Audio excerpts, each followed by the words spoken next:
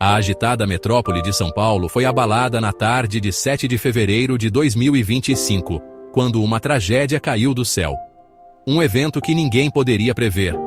Uma aeronave bimotor caiu na Avenida Marquês de São Vicente, uma importante via da cidade, conhecida por seu tráfego intenso e movimento constante.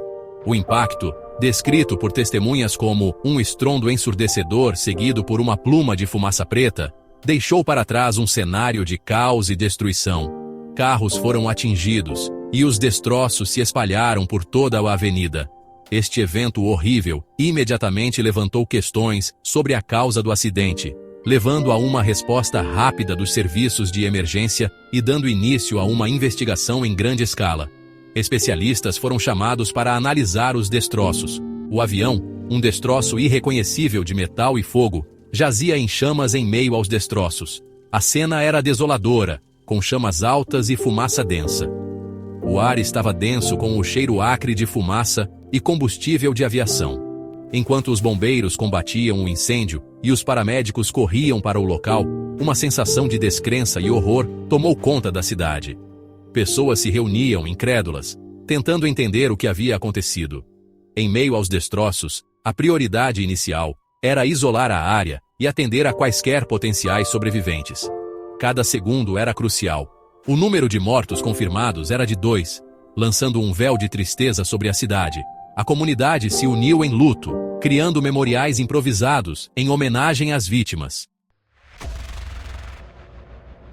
O som ensurdecedor do acidente e a visão de uma fumaça preta e densa provocaram uma resposta rápida dos serviços de emergência de São Paulo. Em minutos, sirenes soavam enquanto caminhões de bombeiros, ambulâncias e viaturas policiais corriam em direção à Avenida Marquês de São Vicente.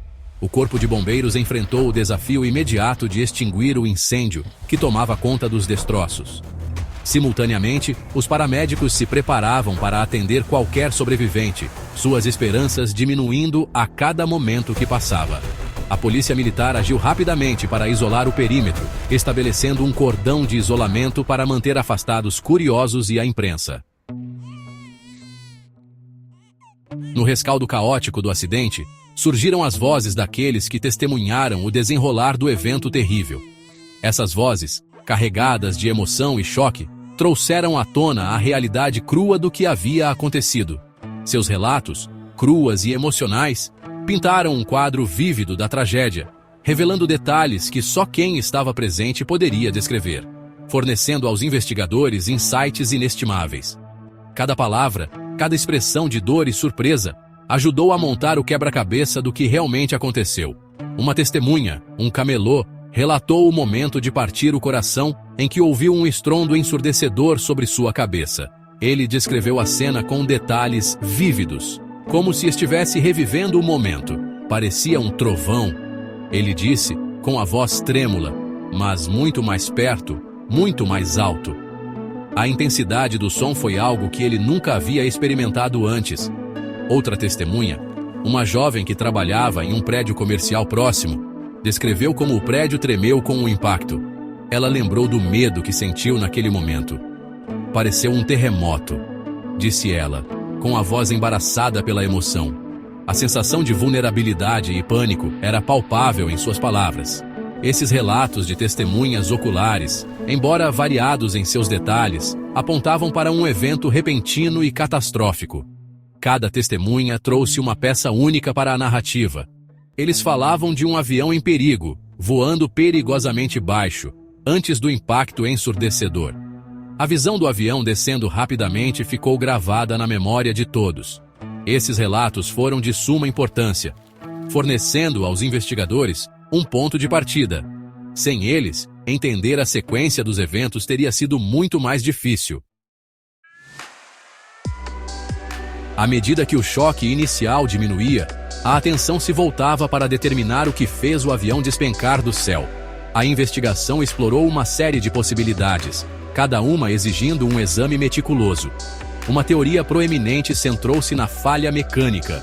Os investigadores estavam procurando por qualquer sinal de mau funcionamento do equipamento ou danos estruturais. Erro humano, outro fator potencial, não pôde ser descartado. A investigação iria mergulhar no histórico do piloto, registros de treinamento e desempenho. As condições climáticas, embora não fossem inicialmente consideradas um fator importante, também seriam avaliadas. Finalmente, a suficiência de combustível emergiu como outra área crítica de investigação. Em meio aos destroços, um farol de esperança surgiu para os investigadores: a caixa preta do avião. Este dispositivo é essencial em qualquer investigação de acidente aéreo. Este dispositivo, frequentemente pintado de laranja para melhor visibilidade, continha a chave para desvendar os segredos do voo malfadado. Sem ele, muitas perguntas permaneceriam sem resposta.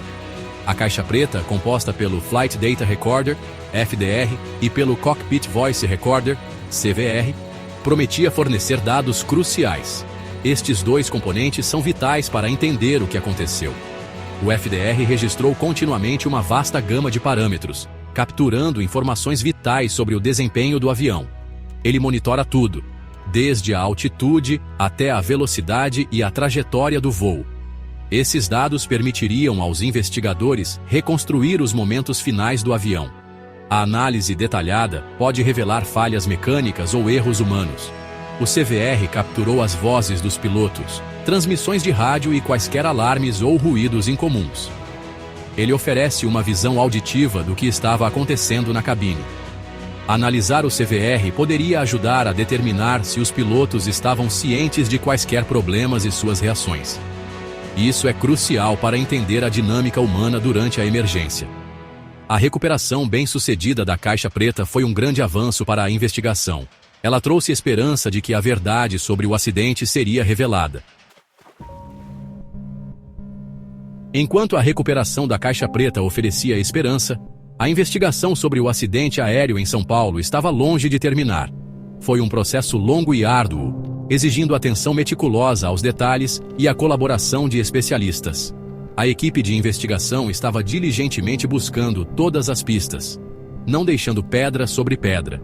Eles estavam examinando cada pedaço de destroços, analisando dados de radar, revisando as comunicações de controle de tráfego aéreo e entrevistando testemunhas.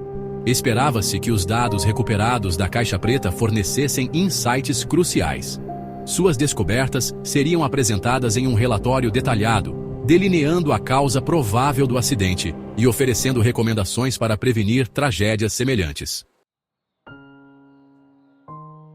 Enquanto a investigação continuava, a cidade de São Paulo lutava contra a imensa perda e buscava consolo na dor compartilhada. O acidente havia deixado uma marca indelével na psique da cidade. As 2 mortes confirmadas serviram como um lembrete pungente do custo humano desta tragédia. Após o acidente, memoriais improvisados surgiram perto do local do acidente, adornados com flores, velas e mensagens sinceras. A cidade, conhecida por sua resiliência, acabaria se curando, mas a memória das vítimas permaneceria sempre viva,